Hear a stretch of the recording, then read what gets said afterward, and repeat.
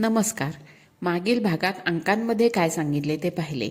या भागात सदाचारी राहण्यासाठी काय केले पाहिजे ते पाहू. यह काममन्यु प्रजहाती राजा पात्रे प्रतिष्ठा पयते धनम च विशेष विश्रुत्वान क्षिप्रकारी तम सर्वलोकहा कुरुते प्रमाणम. जो राजा कामक्रोधाचा त्याग करतो, पात्र व्यक्तीस धन देतो, विशेषज्ञ आहे, शास्त्राचा जाणकार आहे आणि कर्तव्य तत्पर असतो, त्यास सर्व लोक प्रमाण मानतात. नेता होण्यासाठी वरील गुण असणे जरुरीचे आहे. हव्यास व राग यांना सोडून दिले पाहिजे. या गोष्टींमुळे माणसाची सत्सद विवेक बुद्धी नाश होते आणि चुकीच्या मार्गाने तो जातो. सत्पात्रे दिले नाही तर त्या धनाचा दुरुपयोग होतो. म्हणून योग्य व्यक्तीस धन द्यावे. शास्त्राचा जाणकार व विशेष ज्ञान प्राप्त असणाऱ्यांचे लोक प्रमाण मानतात आणि जो कर्तव्य तत्पर असतो त्याच्याकडून चुका कमी होतात, त्यामुळे सर्व लोक त्यांना मानतात. म्हणून नेता होण्यासाठी किंवा एखादे कार्य तडीस नेताना लोकांचा सहभाग हवा असल्यास वरील गुण अंगी असणे जरुरीचे आहे. जानाते विश्वासितुं मनुष्यान् विज्ञात दोषेषु दधाति दंडम जानाति मात्रां च तथा क्षमां च तम तादृशम श्रीजुषते समग्रा. लोकांमध्ये जो विश्वास निर्माण करतो, ज्याचे अपराध सिद्ध झाले आहेत, अशांना शिक्षा करतो, शिक्षा कमी प्रमाणात म्हणजे किमान शिक्षा करतो, तसेच क्षमा करतो, तो राजा ऐश्वर्य संपन्न होतो. त्याचे सेवेत संपूर्ण संपत्ती जाते. लोकांमध्ये विश्वास निर्माण होणे अत्यंत गरजेचे असते. तसेच आपल्याविषयी लोकांचे चांगले मत होते आणि योग्य प्रकारे काम करून घ्यायचे असेल तर चुकीला कमीत कमी शिक्षा करावी, माफ जास्त वेळा करावे, म्हणजे आदर टिकून राहतो. आपल्या विरुद्ध जाऊन नुकसान करणे कोणास शक्य होत नाही आणि त्यामुळे आपले वैभव वाढते. सुदुर्बलम नाव जानाति कश्चित युक्तो रिपुं सेवते बुद्धिपूर्वम न विग्रहम रोचयते बलस्थैहि काले च यो विक्रमते सधीरहा. जो दुर्बलांचा अपमान करीत नाही, नेहमी सावध राहून शत्रूबरोबर बुद्धीने व्यवहार करतो, बलवानांबरोबर युद्ध करत नाही, तसेच वेळ प्रसंगी पराक्रम दाखवतो, त्यालाच धीर असे म्हटले जाते. आपल्यापेक्षा दुर्बलांचा अपमान करून काहीही साध्य होत नाही, उलट त्यामुळे आपले नुकसानच होते. विनाकारण कटुता निर्माण होते. शत्रूबरोबर नेहमीच सावधतेने वागावे, त्याचेवर कधीच विश्वास ठेवू नये. आपल्यापेक्षा बलवानांबरोबर अंतर ठेवून सख्य करावे. त्यांचे बरोबर युद्ध करून आपला वेळ आणि ताकद खर्च करू नये. वेळ आलीच तर मात्र आपली ताकद दाखवून द्यावी.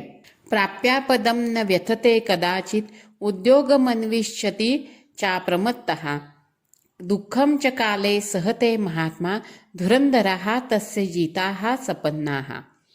जो धुरंधर महापुरुष आपत्ती आल्यावर दुःखी होत नाही, तर सावधानतेने उद्योगाचा आश्रय घेतो, दुःखास वेळेवर सहन करतो, त्याचा शत्रू पराभूतच आहे. असे म्हणले जाते की उद्योग चिंता घालवी. चिंता करत बसल्याने दुःख कमी होत नाही, त्याची तीव्रताही कमी होत नाही. तर उद्योगी राहावे, म्हणजे त्याची तीव्रता कमी होऊन आपण विसरून जातो. उद्योगाने दुःखावर सोल्युशन मिळते. आपल्या शत्रूस त्रास देण्याचे कारण मिळत नाही. शत्रू नेहमी आपल्यातील नकारात्मकता जाणून घेऊन ती वाढवण्याचा प्रयत्न करीत असतो. आपण उद्योगी असला की नकारात्मकता जाणवतच नाही आणि यशास आपण प्राप्त करू शकतो. त्यामुळे तेथेच शत्रू पराजित होतो.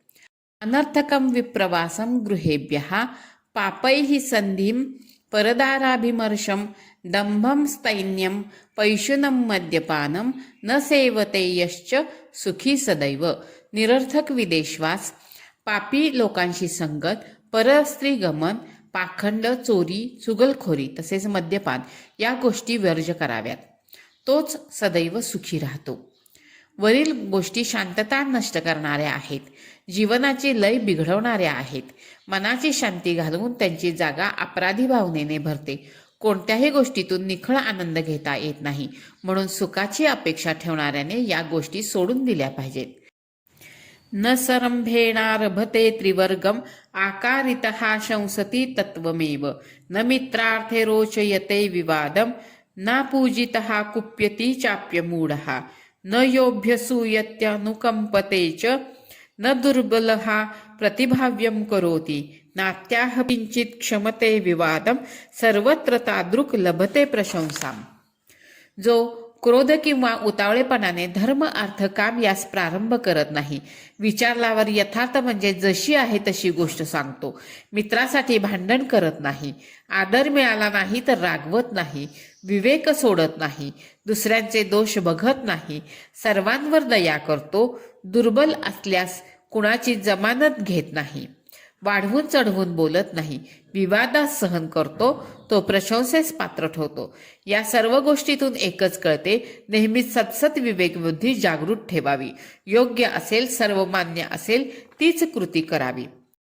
यो नोद्धतं कुरुते जातु वेशम न पौरुषेणापि विकथ्यते ज्ञान न मूर्छितः काटुकान्याह किंचित प्रियम सदातं कुरुते जनोही. जो कधी उद्धटपणा करत नाही, दुसऱ्यासमोर आपल्या पराक्रमाचे गोडवे गात नाही, रागाने संतप्त झाल्यावरही कडवड बोलत नाही, तो नेहमी सर्वांचा आवडता होतो.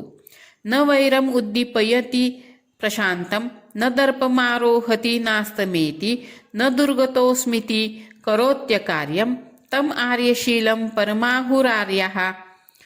जो शांत झालेल्या वैराच्या अग्नीस पुन्हा प्रज्वलित करत नाही, गर्व करत नाही, हीनता दाखवत नाही, तसेच मी अडचणीत आहे असा विचार करून अनुचित काम करत नाही, तो लोकांकडून उत्तम आचरणवाला सर्वश्रेष्ठ असा गौरवला जातो.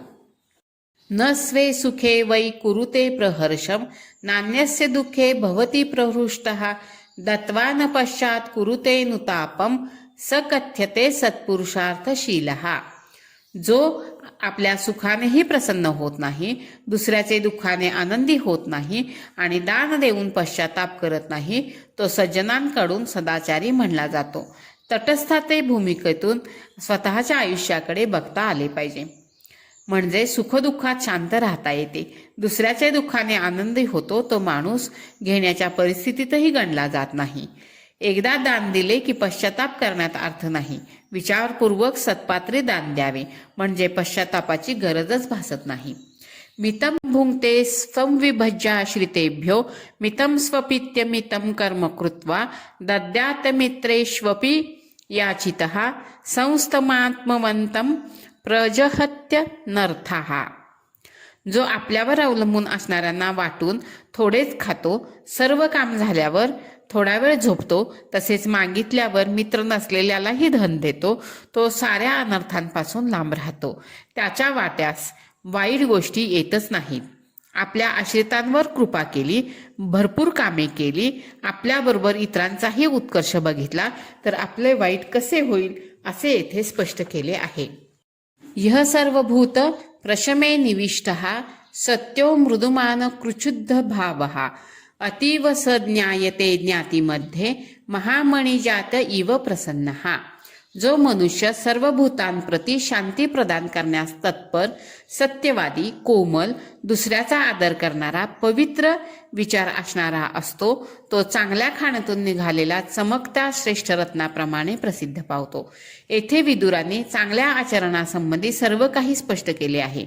आपल्याबरोबरच आपल्या समाजाचा विचार केला पाहिजे, सर्वांना बरोबर घेऊन गेले पाहिजे, आपल्यात कोणते दुर्गुण नको आहेत ते सारे विस्ताराने येथे सांगितले आहे.